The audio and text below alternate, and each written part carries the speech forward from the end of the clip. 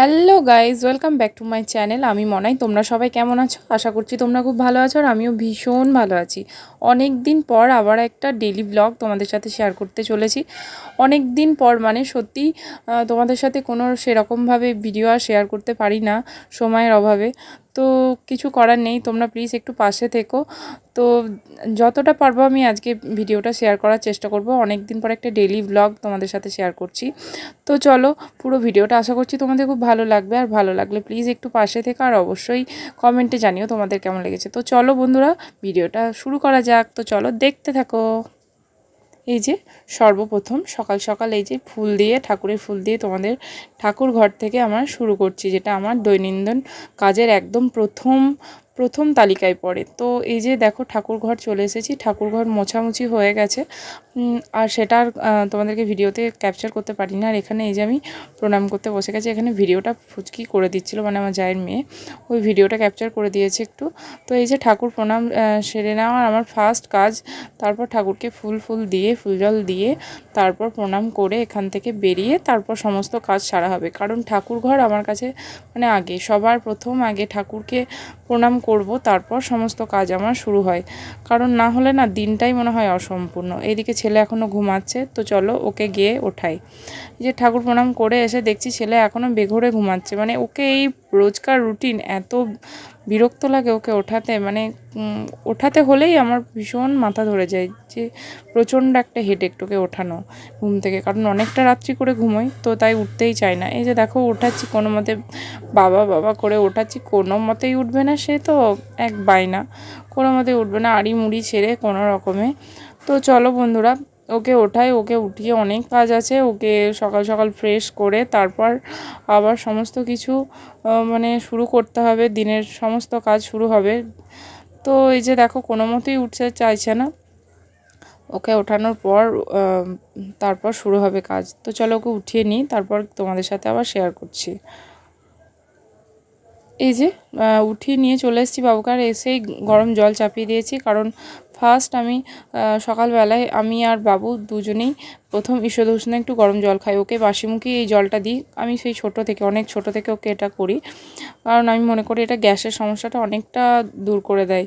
তো এই যে ওর জন্য একটা ফুচকি পাড়া গ্লাস, আর আমার এই যে এই গ্লাসটা, এক গ্লাস গরম জল খেয়ে প্রথম দিনটা শুরু হয় আমার।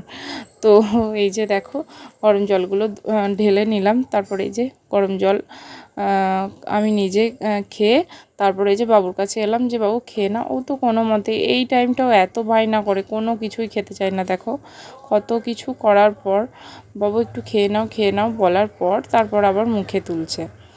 তো এই যে সকাল শুরু মানেই ওর দুষ্টুমি শুরু, মানে দুষ্টুমির তো কোনো হিসাব দেওয়া যাবে না, এতটাই ও দুষ্টুমি করে এখন, মানে ভীষণ পরিমাণে দুষ্টুমি করে। তো কি করব বুঝতে পারি না এক একটা টাইম। এই যে ওর ব্রাশ নিয়ে রেডি হয়ে গেছি, ওর এটা পেস্ট। তো ওকে এই যে পেস্টটা চলো করিয়ে দিই। কারণ কি আমি এটাই পেস্টটা ওর ব্যবহার করি, কোলগেটের। তো দেখো চলো ওকে ব্রাশ করিয়ে দিই। আর ও কী করছে তোমাদেরকে একবার দেখাই চলো। এই যে দেখো, ওই যে বুঝতে পারছো, ওই কলের মধ্যে এখানে সে আমাদের সজলধারা যে জল দিয়েছে, ওই সারা দিন ওই নিয়ে ঘাটাঘাটি চলে। এই সকাল শুরু, ওর জল ঘাটাও শুরু হয়ে গেল। মানে এত বকি, এত করি, তাও শোনে না। তো চলো ব্রাশটাকে করিয়ে নিই। এই যে ব্রাশ করিয়ে তারপর ওর জন্য দুধ বিস্কুট রেডি করেছি, ওকে ন্যানগ্রোটা দিই। আর আমি এদিকে আমার জন্য গ্রিন টিটা ভিজতে দেওয়া হয়েছে। এটা না খেলে মনে হয় সকালটা পুরোটাই অসম্পূর্ণ। তো ওকে আগে দুধ বিস্কুটটা খাওয়াবো, তারপর আমি নিজে খাবো। যেহেতু ওকে পড়াতে বসতে হবে, তাই ওকে ঝটপট আগে খাইয়ে নিই, না হলে অনেক লেট হয় ওর খেতে। মানে খাবার নিয়ে প্রচণ্ড বায়না করে, প্রচণ্ড পরিমাণে। মানে এত বিরক্ত লাগে এক এক সময়, যে অন্য বাচ্চার মতো না, কোনো টাইমটাই না খেতে চায় না। তো কোনো রকমভাবে খাইয়ে দাইয়ে তারপর আবার আমার কাজ শুরু হয়। কারণ ওকে না খাওয়ানো পর্যন্ত আমার কোনো কিছুই শুরু করতে পারি না কাজকর্ম। যেহেতু একটা খাওয়ানোটা একটা বিশাল ব্যাপার, সমস্ত মায়েদের কাছেই আশা করছি এটা একটা বিরাট হেডেক। এই যে তারপর খাওয়ানো দাওয়ানো কমপ্লিট, আর এই যে ছেলে আমার পড়তেও বসে গেছে। তো এই যে ওকে পড়াতে বসেছি, ও নিজে পড়ছে, আর আমি এদিকে একটু না গ্রিন টিটা খাচ্ছি বসে বসে। কারণ তো টাইমই পাচ্ছি না, ঠান্ডাই হয়ে গেল প্রায় ওকে খাওয়াতে নিতে, মানে বসে খেতে নিতে। তাই একটুখানি আরাম করে বসে বসে একটু গ্রিন টিটা খাচ্ছি, আর ও এদিকে মনের মধ্যে পড়ছে। তারপর আমার খাওয়া শেষে ওকে আবার পড়াতে বসবো। তো তার ফাঁকে তো আবার কাজ আছে, মানে ওর খাবার তৈরি করতে হবে, তো সেটা তো আছেই। তো চলো খেয়ে নিই, তারপর আবার তোমাদের সাথে কথা হচ্ছে। আর এই যে পড়ানো বসা কমপ্লিট, মানে পড়ানো হয়ে গেছে, আর এসেই ওর খাবারও রেডি করে ফেলেছি। সেটা আর তোমাদের সাথে ভিডিওটা শেয়ার করতে পারিনি, খুব ব্যস্ততার মধ্যে ছিলাম। আজকে ওর সকালবেলায় টিফিনে দিয়েছি তোমার ব্রেকফাস্টে আছে তোমার ডালিয়া খিচুড়ি করেছি দিই, মানে প্রায় দিনই আমি ওকে ডালিয়া না হলে এমনি চালের খিচুড়ি এই সকালবেলার টাইমটা দিই। তো চলো এই যে স্নান টান সেরে নিই, তারপর এই যে রান্নাও দিদি বসিয়ে দিয়েছে। তারপর তোমাদের সাথে দুপুরে খাবার মেনুটা এই যে এঁচোড়ের তরকারি, আলু ভাজা এসব হয়েছে, অনেক কিছুই পদ।